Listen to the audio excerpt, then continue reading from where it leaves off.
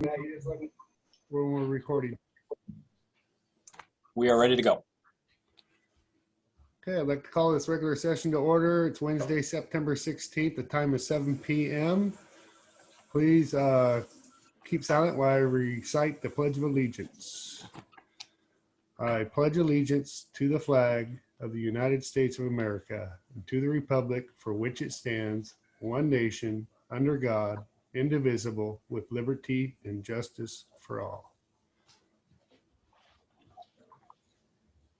Okay, I'd like to open it up for visitor comments.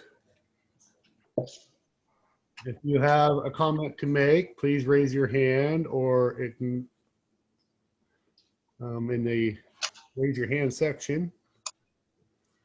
I do not see any visitor comments, Mayor. I'm not seeing any as well.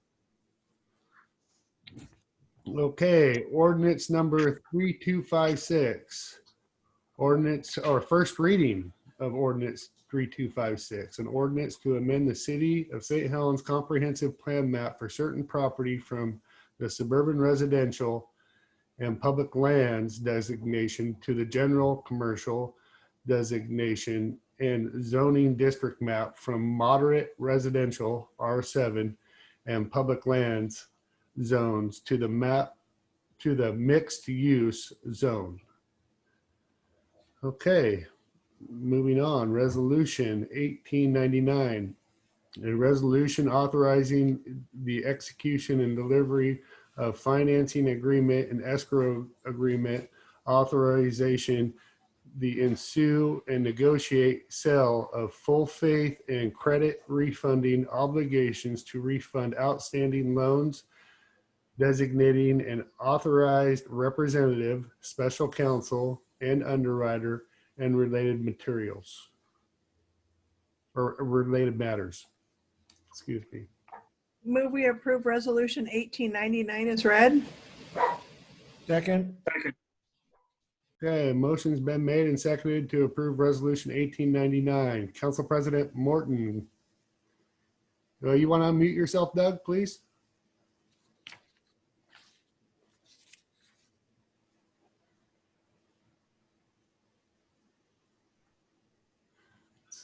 It's tough when you have them big fingers and you're trying to hit that little tiny button down below. Got it. Okay, Council President Morton. Yeah. Aye. Okay, Councilor Locke. Aye.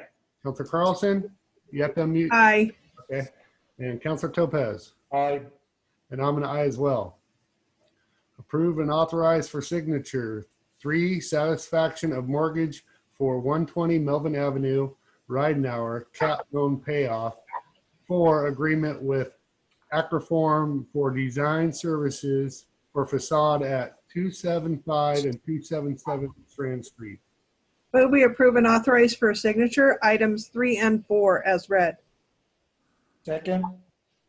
Okay, motion's been made and seconded to approve, authorize for signature 3 and 4 as read. Council President Morton. Yep. Aye. Yep. Wait, question.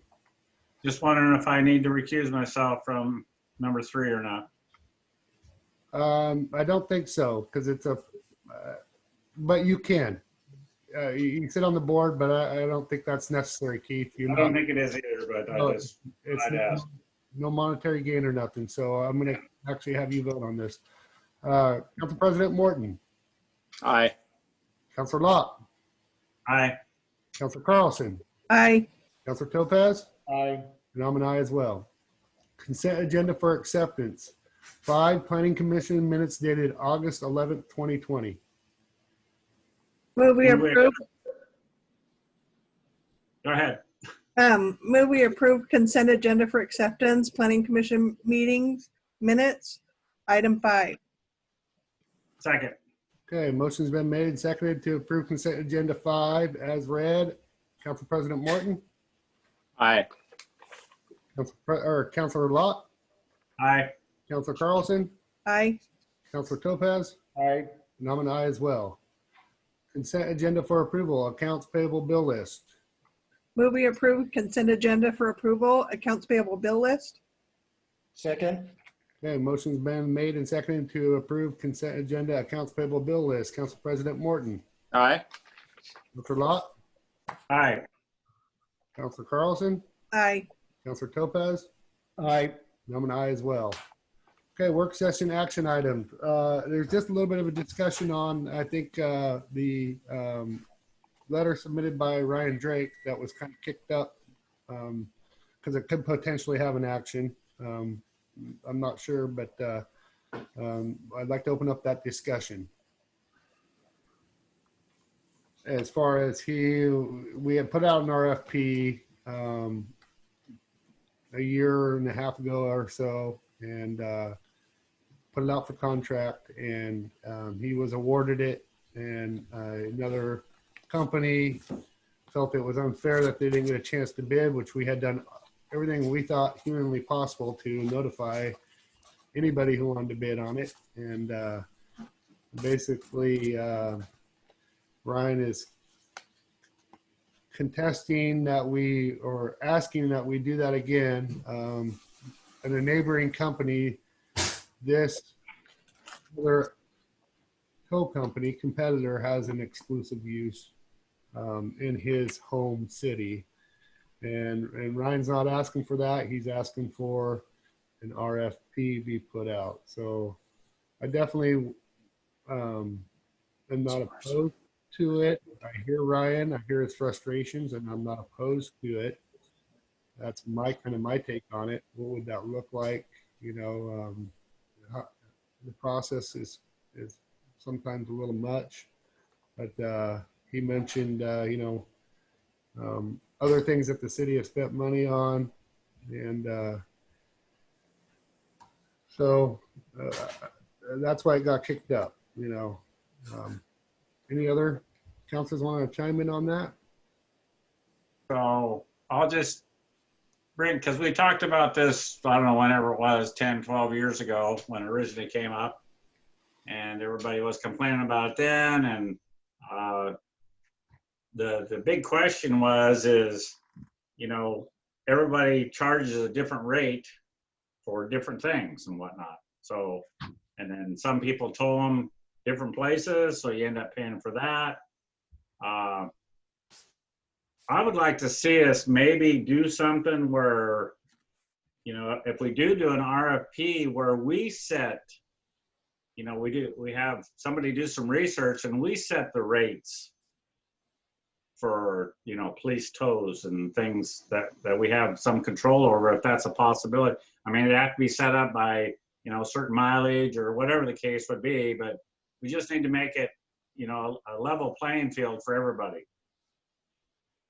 Keith, are there any state guidelines on this? I have no idea. I want to say there are for gouging purposes. Probably, as far as it probably is, but they, like I say, there's still a big difference in the different companies. So, you know, if we could come up with something to regulate that would solve a lot of these issues. Well, Mayor, who would research the legality or the state lines on this type of course? Is there a Well, line to the state?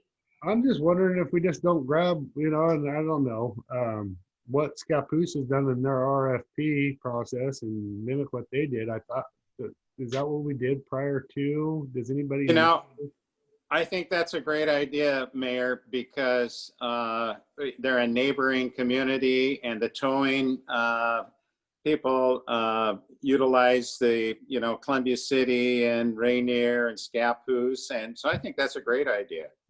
Integrate it.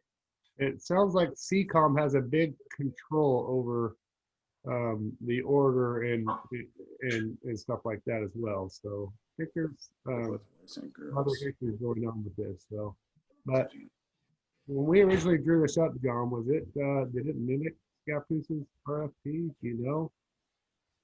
It did mimic the fees. We followed a similar process that we do for every RFP. From my understanding and discussions with the city of Scappoose, they never officially went out for a full RFP process.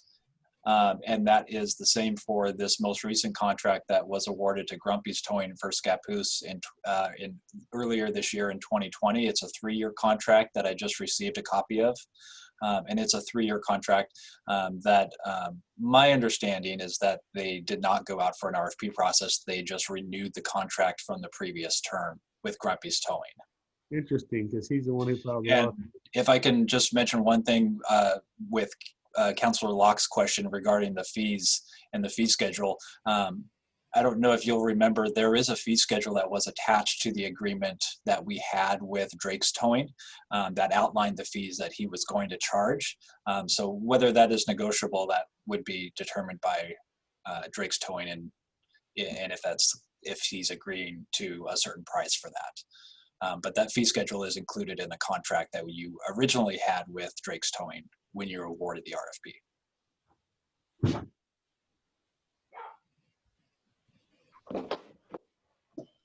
So I kind of would like to see maybe at least a little bit of, I would like to see something drawn up, what the,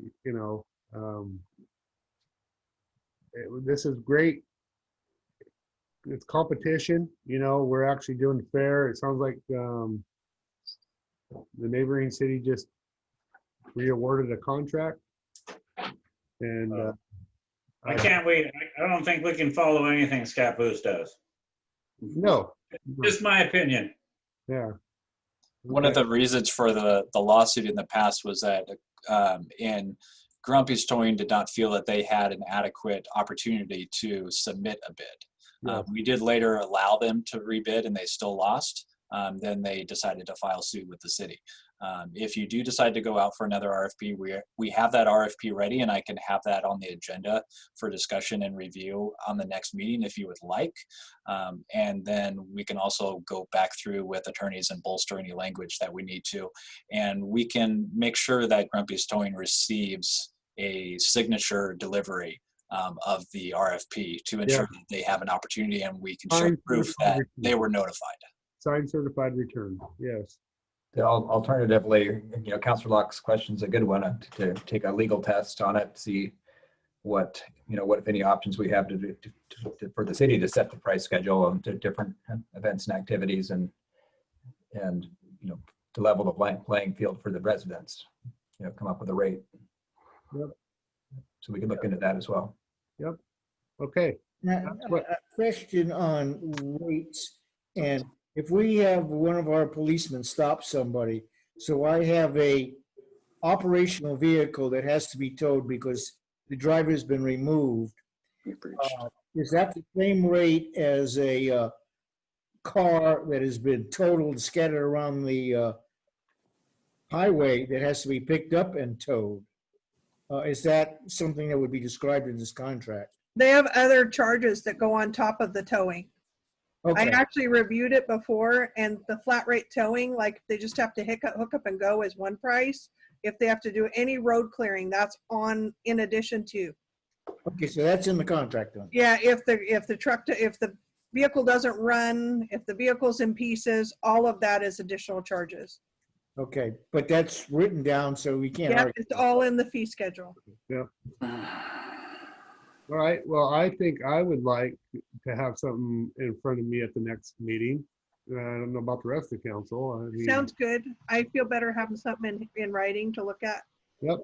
Okay, so Yes. we'd like to move forward with that, Matt.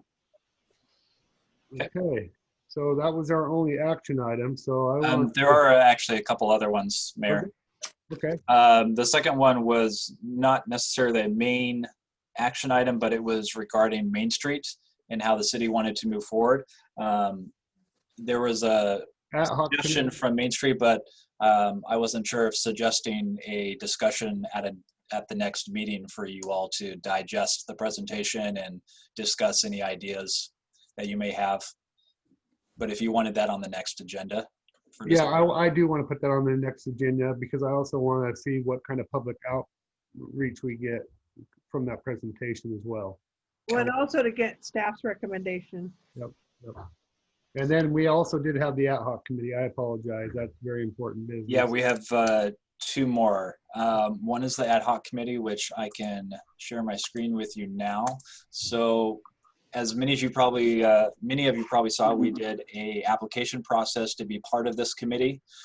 We got a number of applications back, and we were somewhat targeting different groups, different community groups, and people that are around the community that we thought would provide some very useful input.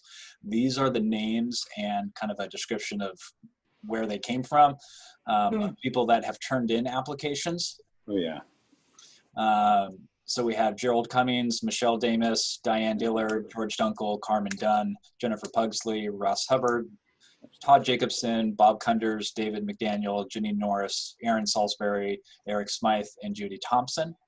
Those are people that have turned in applications. We have a number of other verbal commitments, but we have not received applications yet. And those members are Alan Becker, Jeff Auxier, Jonathan Baker, Jonathan Bouchard, Doug Knight, Chris Iverson, and David Innocenti. Mhm. That looks like a very good list of people to, Wow. Yeah. Impressive. yeah. Yeah, I would definitely like to move forward with that. The recommended people there, even the verbal commits.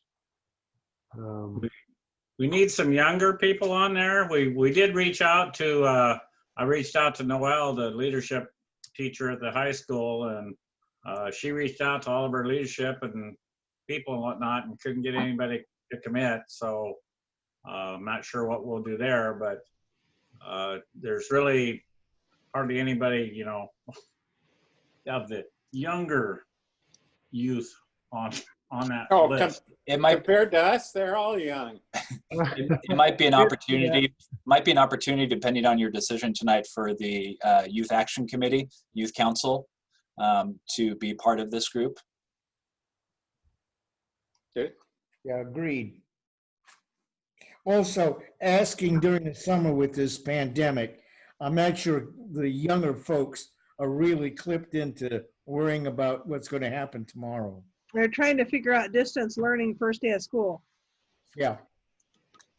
But I mean, just as a side note, there was actually a youth counselor in the whole earlier meeting that listened to the entire thing. So just so you know. So they do participate. You just don't always know. Good. So I would like to make a recommendation that we go ahead and go forward with what staff has provided, including the verbal commits, if they will commit. I think that's a good balance. So I'm making a motion. I'll second that. Okay, motion's been made and seconded to go with staff's recommendation for the ad hoc committee, even the verbal. Council President Morton, Aye. Councilor Lott, Aye. Councilor Carlson, Aye. Councilor Topaz, Aye. and I'm an aye as well. Okay, now we have one more action Yep, item. just the last item, Mayor, is the Youth Council discussion that was from Ginny and Shauna earlier, and whether you wanted to move forward in that new direction with Ginny and Shauna.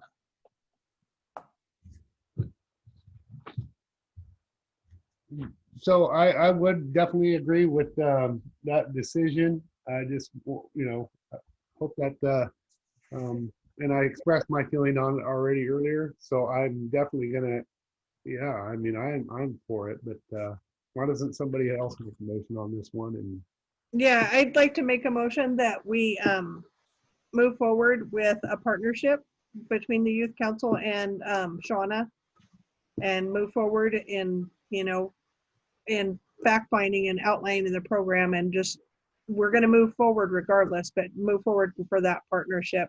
And of course, there'll be updates coming back to council to know exactly what that looks like, because we're still moving forward. So what's exactly the motion? The motion is to partner the Youth Action Council with the rec program. Great. Second. okay, motion's been made, seconded to align the youth council action with the council action with the rec program. Council President Morton, Aye. Counselor Locke, Aye. Counselor Carlson, Aye. Counselor Topaz, Aye. and I'm an aye as well. That is all of them.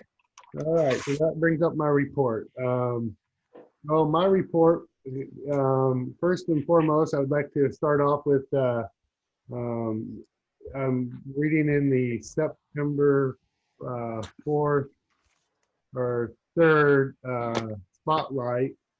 I'm reading a letter to the editor on Council Topaz had submitted that he was silenced by myself and staff, and that is not true. Your voters have their voice in your council report every meeting. You are never silenced. You came in under visitor comments, which has never happened in the entire history I've been running this council and watching council meetings, even as the former mayor ran his meeting. So, but you were not, you had your say. You had your ability to get out your voters' voice that you choose to. I was cut off then, sir. That was in visitor comments, and you will have your, this is my report right now, not yours. So I would appreciate you not interrupting my report. I do not interrupt your reports. I don't. When you're reporting, that's different than when we're having our meetings. You can laugh. So at the September 2nd meeting, Brady Freeheim made a statement under visitor comments that was very concerning. The city and state have recently adopted laws regarding inappropriate workplace harassment, which apply to all staff and board members and commissions, including the city council, and these claims potentially put the city at risk. All staff and volunteers of the city officials should be aware that the city has a process in place to review complaints about workplace harassment, and that you have the right to make complaints known to the city. Brady's statement against Councilor Topaz's behavior, if found to be true, are a real problem for the city. While they may be outside of our workplace harassment policies, they are matters of serious detriment to the city. This is unacceptable, and I would like to open an investigation to look into the allegations about conduct by Councilor Topaz. So I am making a motion that we have our city administrator gather and provide to the council the necessary factual information on topics raised by Mr. Preheim so that the city council can direct the next steps in the investigation. I'll second that motion. Okay, I'd like to have some discussion on this. Questions? Right. Discussions. So those are very serious allegations. There's been in Brady's, if you watched, he brought up dollars, he brought up grievances by staff, he brought up a number of issues, and to sit back and do nothing and not investigate to see if they are true would be us not serving our citizens. So that's why I chose to bring this up. And I would like to hand the floor to any other counselor that would like to make a comment on what I just had reported. Mr. Mayor, if the allegations are wrong, what is the recourse of the council at that point? Well, that's why we're doing an investigation. I don't know, I'm asking, we assume that the situation is false and made by a citizen, which he has the right to do under the First Amendment. What is the council's action if his statements are false?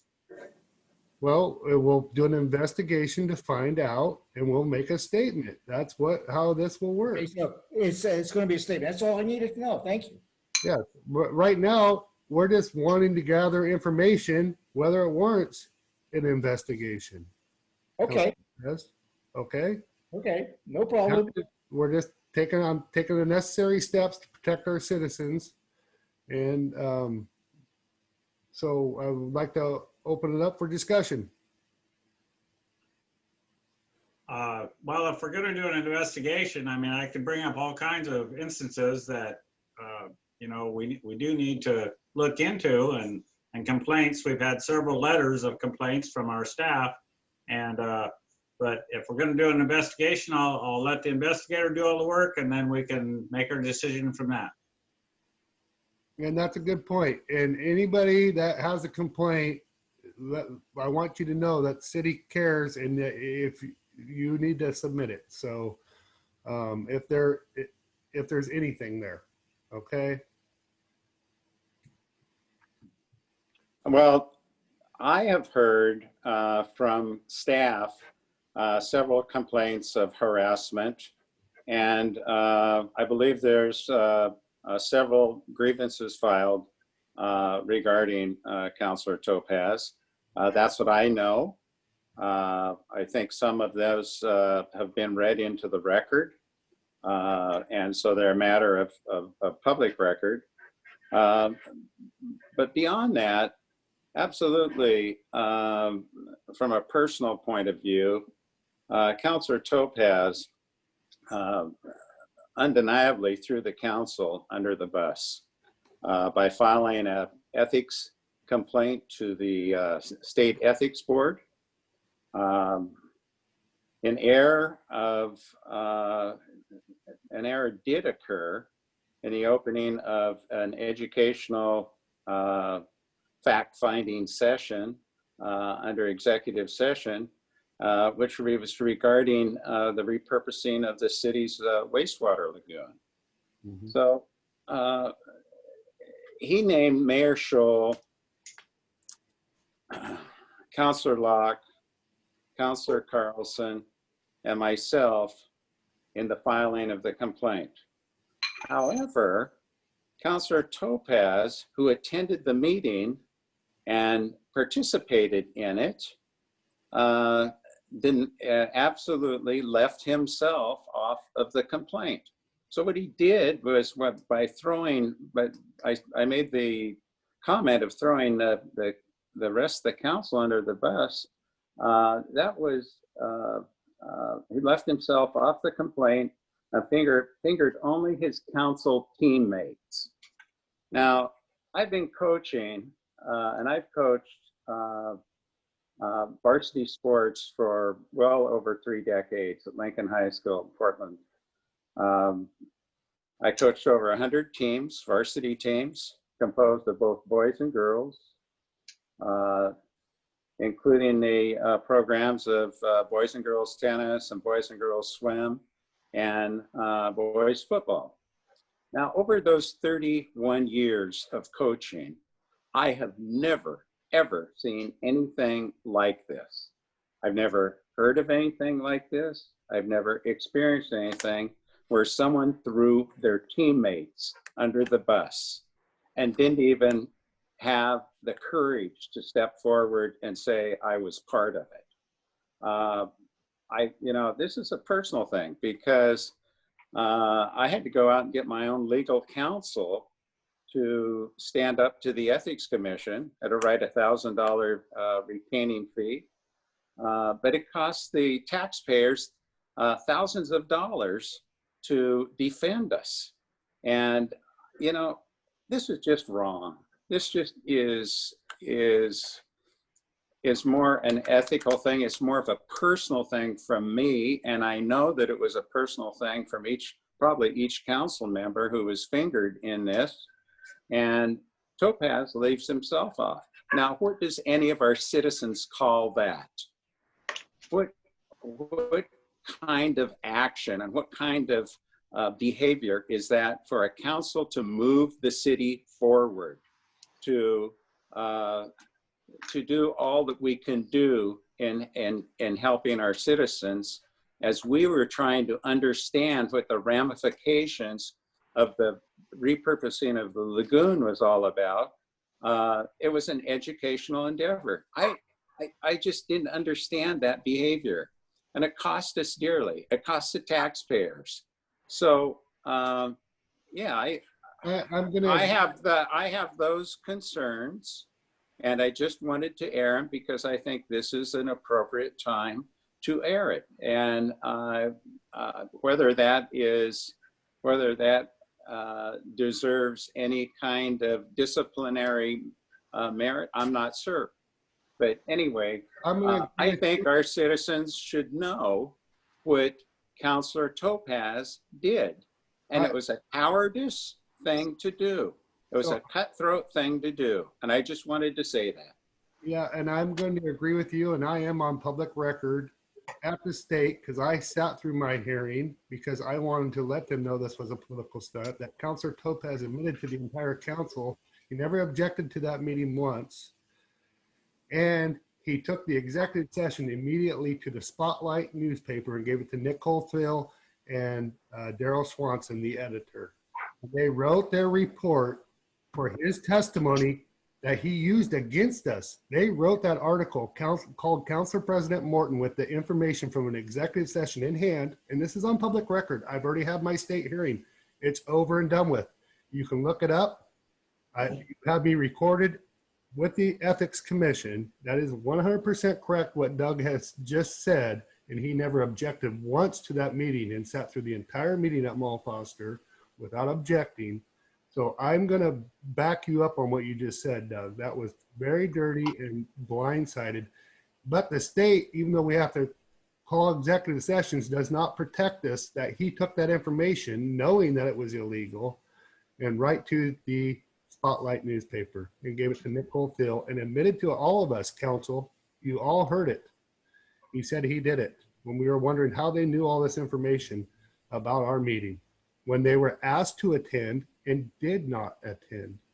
So I just wanted to back you up and take that a little further, Doug, because I actually went to my hearing and wrote it all the way through. I got a letter of education. They apologized. They said it doesn't meet criteria for an executive session because there really was nothing there. You had all the state officials there. We had the Oregon's Governor's Regional Solutions team there, DEQ, Business Oregon, Mall Foster, every one of us counselors, and we all know what happened at that meeting, including Councilor Topaz, and he made it look like something it wasn't. So I'm going to agree with you, and I just want to get that out there. Jenny's got her hand up. Jenny.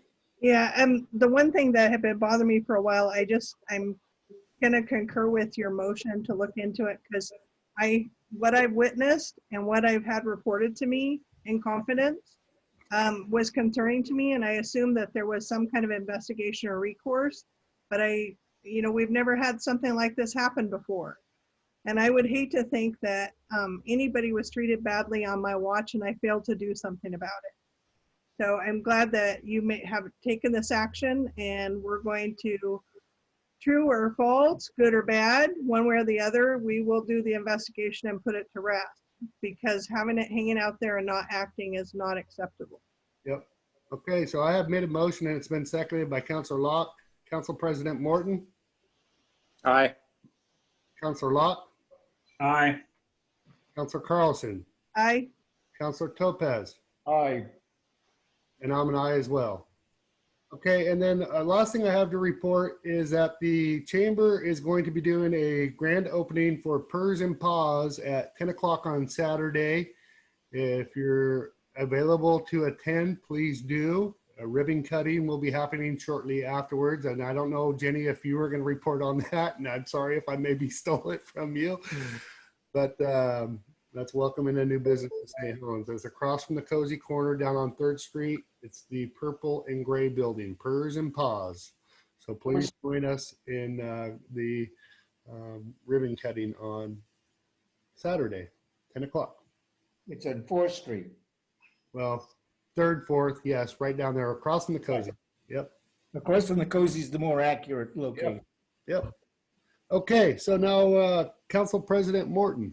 Yeah, I can bring this hopefully to the my fellow council members as a vote. We talked about it at our last council meeting regarding the bench and the placement of the bench at possibly one of the parks. And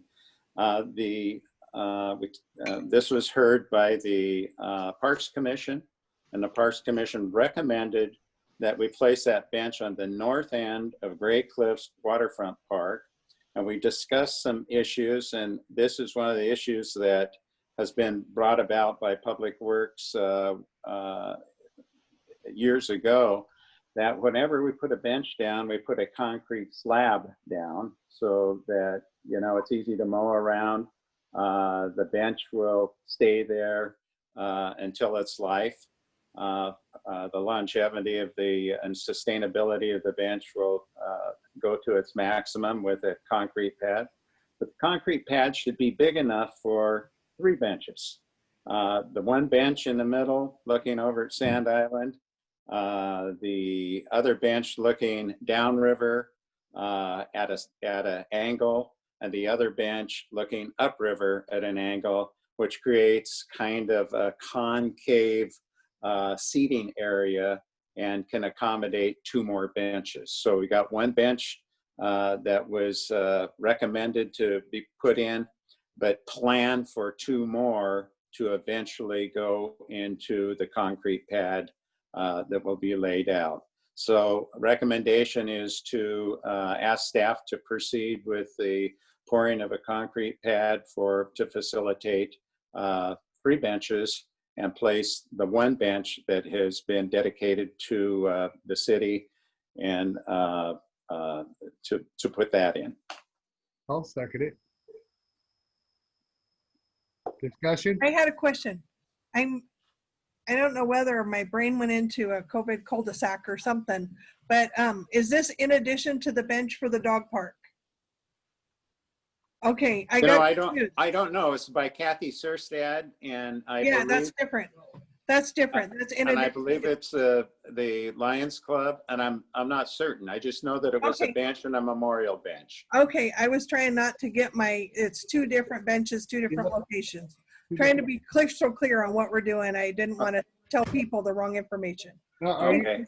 And you're talking about the tournament round, or are you talking about up top, Councilor Morton? Down below. Okay. Down below where the cul-de-sac is. More seats down there is great. So Okay, so that was in form of a motion. Yep, and I seconded it. So Council President Morton. Aye. Councilor Locke. Aye. Councilor Carlson. Aye. Councilor Topaz. Aye. And I'm an aye as well. Okay, and the second part of the commission, and this was on suggestion from the council to have the Parks Commission get on the design of the playground equipment that will go into McCormick Park, part of the Blazer grant.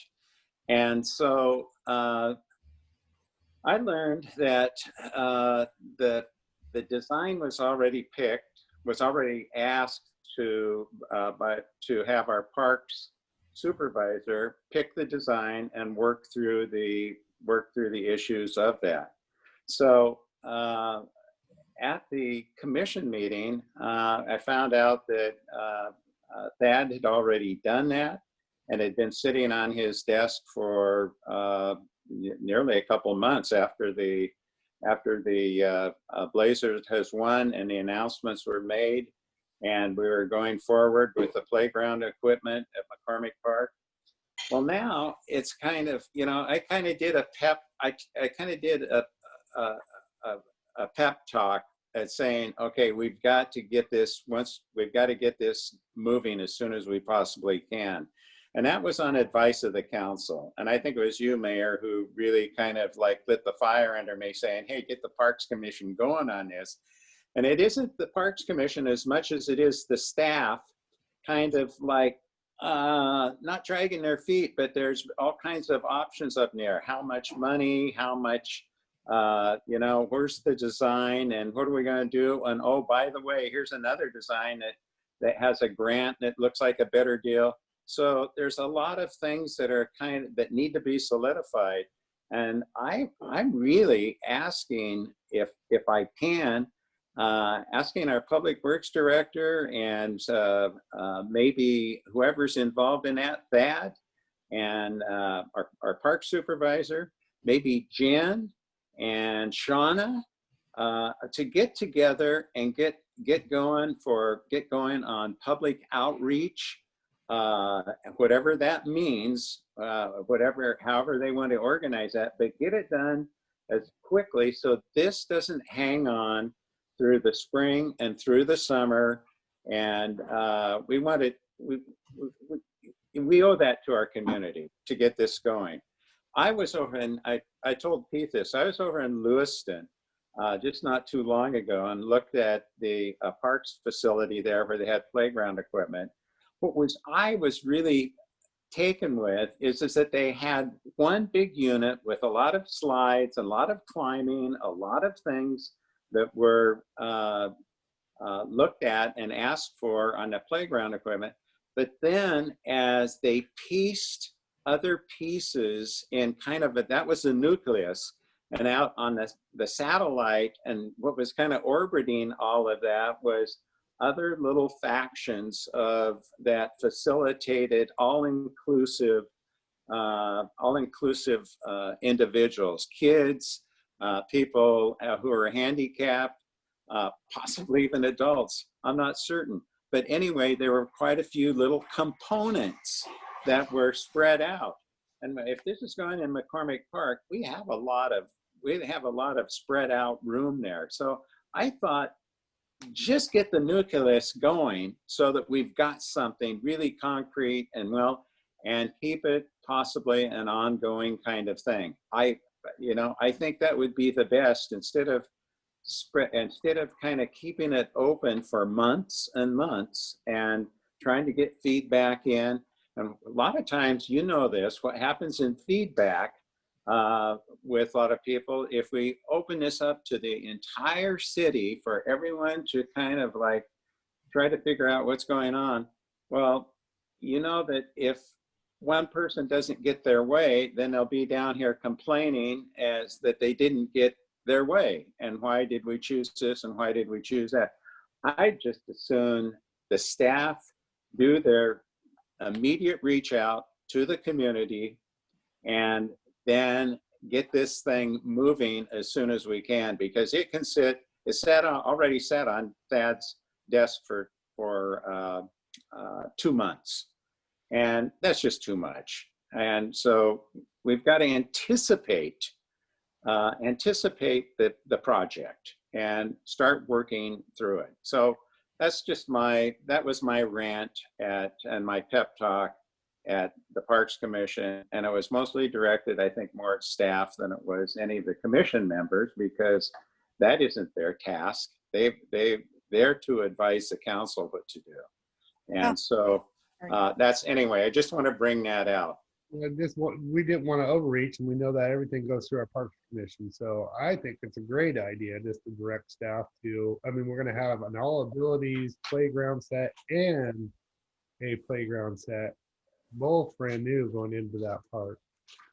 Yeah, I would hope, I've gotten feedback about the Parks Master Plan after it came out. I just would hope that just to for staff to do a little homework beyond the salesman on what is current for all play, for barrier-free play, to make sure we're getting the right apparatus, the right configuration, because we don't want to go to all this expense and create something that is exclusional or that does anything that infers that people aren't welcome. And there are fixtures that are more inclusive than others.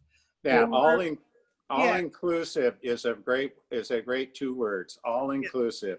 Yeah, and that's the cool thing about that satellite kind of concept. As more monies come in and more grants come in, we can always build on creating more inclusive kinds of features that reach across the spectrum of our citizens in our community. I think the idea, I see Jenny and Sue are here. I think the idea was just to kind of project, because we didn't know the exact dollar amount, but at least project close and go a little bit high. And if we needed to cover it through our SDCs that we get for parks, that we would cover it through that, a little bit of difference. So right. Is Jenny hanging out because she has something to say? She is there. I see Jenny Dimshow and I see Sue Nelson both on there. I don't know if they're listening, but they can unmute themselves if they'd like. I Um, just thought if they had something to add, because their name has come up a few times. They could be having a side conversation right now and not even know we're talking about Yeah. Tell that Doug Martin to shut up. it.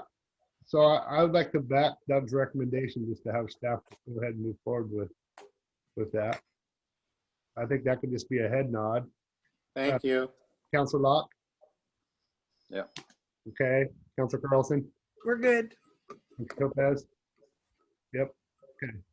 Anything That's else? all. That's all from me. That's enough. All right. Councilor Locke? Are we gonna have an executive session tonight or not? No, we didn't have nothing. Don't need to. I'm just gonna report lightly then. Had a meeting with Jonathan over at Cascades. We agreed to disagree and came up with a compromise. And so anyway, everything's okay for now, but the compromise also said that we need to make sure that we start drawing the lines.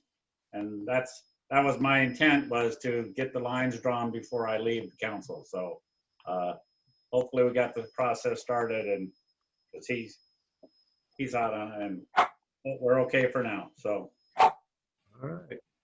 Anything else, Keith? that's it for now. All right. Okay, Jenny. Yeah, excuse my dog barks. I had a couple of things. One is Planning Commission has 2 terms that planning commissioners have served 2 or more terms, and they expire the end of this year. And we are posting now for people interested in joining our planning commission. As part of the changes we made to our ordinances, once people have served 2 terms, we do open it up to the community because we always want to be welcoming of new ideas. It's not a lifetime appointment to a committee or a commission, so I just want to make sure people know there's an opportunity. Planning commission seats don't come open very often. It's a 4-year term, but there's 2 seats that expired December 31st. So just put that out there. The next thing I have is everybody follows the COVID, and most people know that I do direct support for people with disabilities. Literally 500,000 people do this job, and this is the National Week recognized for people that do direct in-home care for folks. And, as an essential worker on the front lines of keeping people safe during this pandemic, there's been no day off for these people. There's been no time off. There's been wearing masks every day, whether you like it or not. To all my brothers and sisters out there doing the work, and all the families struggling to keep care for their loved ones, just a shout out that they're appreciated, and that, as a community, we're in it together to keep our vulnerable citizens safe. The last thing I have was, I have one more thing. I hate it. I got to write it down. It wasn't Pets and Purrs, was it? No, it wasn't the PERS. Okay. It was, I hate it when this happens. If you need to go back, I'll let you have it. All right, I'm going to rack my brain. Look at my notes. Councilor Topaz. I've got 4 things. Coming up this next week, Rachel and I are kind of having a re-education program for the Arts and Culture Commission. So we kind of hopefully incorporate in a easy way the bureaucratic mechanisms that different committees are supposed to follow. That's a whole new education program. But I've got 4 other things. One is going to end up in a motion, by the way. I checked with Iverson about our insurance on Halloween Town, and no policy covers infectious diseases. There's some money in the insurance policy for some legal fees, but damages beyond that are not covered. We still have not seen a document from the safety committee for Halloween Town that needs a council approval. Now, last one, I've been asked by a number of citizens to put forth a motion to stop Halloween Town as of tonight. So I make a motion for abandoning for 2020 Halloween Town. Okay, do I hear a second? Second. Discussion. I, Thank, um, thank I, you. I have my go back now. I remembered. Okay. Well- I actually was, it's related to Halloween Town. That's why I'm certain it in here. I was actually out and about this last week with Main Street businesses, and they said, thank you for continuing doing events. Thank you for trusting our citizens to wear a mask if they need it, to stay home if they need to, and not taking our freedom and our choices away from us. And these are people that I do not align with politically in any way, shape, or form, that are not usually in my camp. And unsolicitedly, I was just there doing business as a private citizen, and they said, thank you for putting out the pumpkin and believing in our citizens. So that is straight from the 4 people that were standing in this business, that all 4 concurred that we have the freedom to pick up a mask or to stay home, Okay, yeah. not being forced to do stuff. So that's, I mean, I didn't go asking. That's just what the citizens said. So I would like to interject here, and I would like to state, because I was going to actually close with this, I didn't realize there would be a motion around it, that the city of St. Helens, staff and council included, were the first in Columbia County to declare a state of emergency over this pandemic. We take it very, very, very seriously. This Halloween Town has been advertised as Halloween Town that you all remember, and it's not anything like you've ever seen. It's been downsized. There'll be decorations in the square. Other than that, it'll be closed off on Saturday to 250 people. Then we have the ability to enjoy the decorations throughout the week and have our city decorated, which we are known for, and it shouldn't be the only thing. We heard that at the Main Street in the Main Street presentation, but I want to just emphasize that is going to be mask required. There's going to be hand sanitations. This is not a Sturgis. This is nothing like Halloween Town you've ever seen before. There will not be 1,000. There will not be 500 people. No major pumpkin lightings, no parades, no kids parades, no movie stars, and if they are, it's only allowed for the 250 people that have bought tickets on that weekend. That is it, which is governor's standards by COVID, and we will meet all the CDC regulations. That's one thing is not talked about in the articles that have been put out by the Chronicle, and I imagine probably the Spotlight might grab a hold of it too. But there's also, should Halloween Town happen? The question should be, should Halloween Town happen under the 250 state guidelines? I have to say this about our tourism gal, is that she was probably the first here to shut down an event last Thursday due to poor air quality, and she's carried it over to this Thursday because of poor air quality. Because of public health safety, that's what we strive. We are public safety orientated here. If there's any issues, we will pull the plug. I put a statement out, and obviously people don't have the facts behind this, or are lying by omission in order to sensationalize this more than what it is. That's a good word to use, sensationalize it bigger than what it actually is. Okay, so I'm done. I'm going to call on Council President Morton. Yeah, I just wanted to say, I'm a Kiwanian, and at our Kiwanis meeting, we heard Tina Curry of ECC Productions talk about her philosophy of why she is going forward with the skeleton kind of venue of Halloween Town.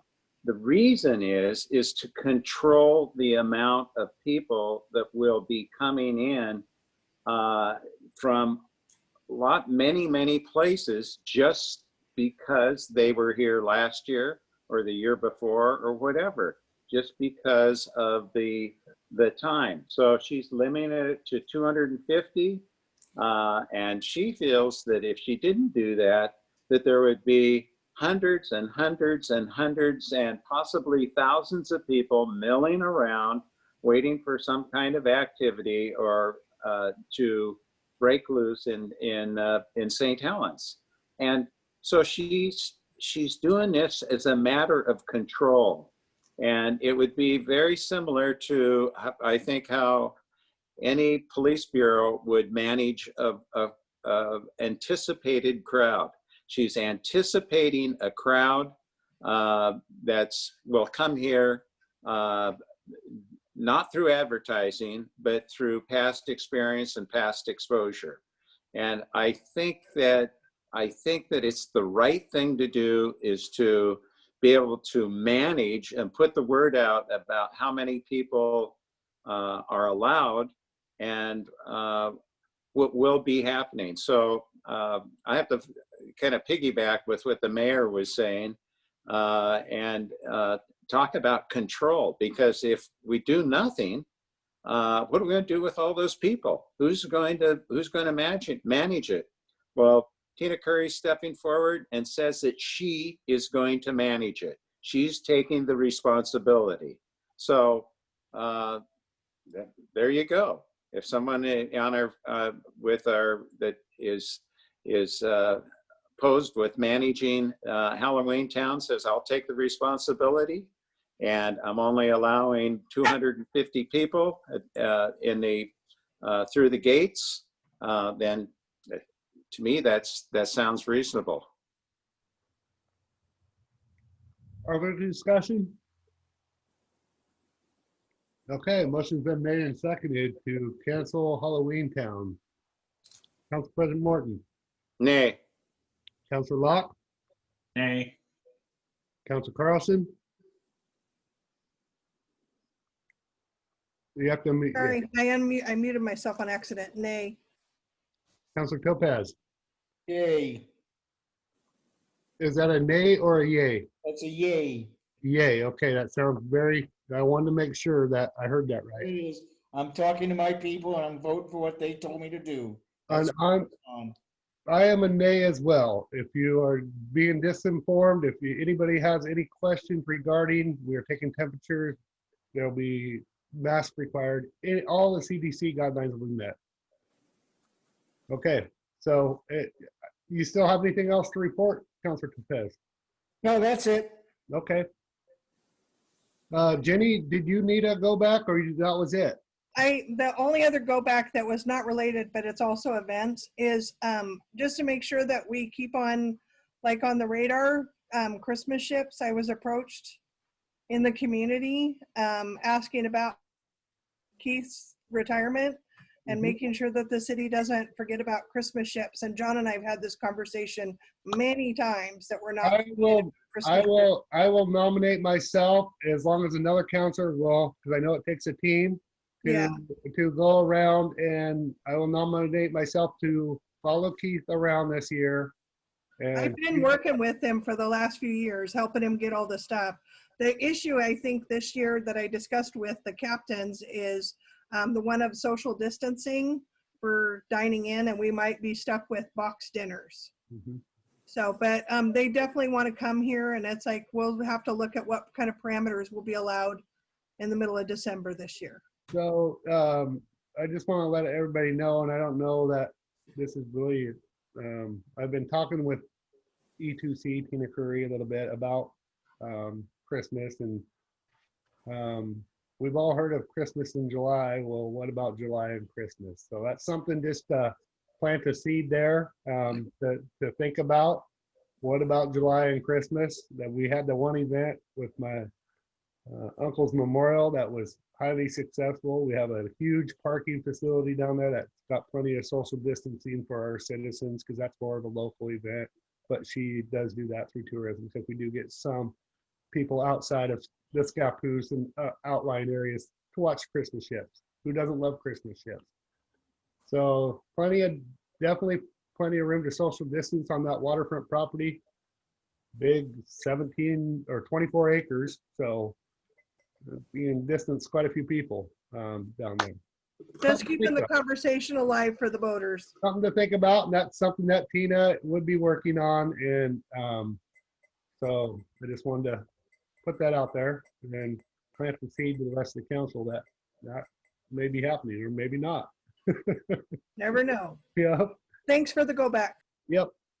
I was just going to announce that I'm looking at the Christmas ship schedule here in hand. It looks like Saturday, December 12th, 6 p.m. is the date that's going to happen. So a little earlier in the month, so that'll be nice for lighting and things. So.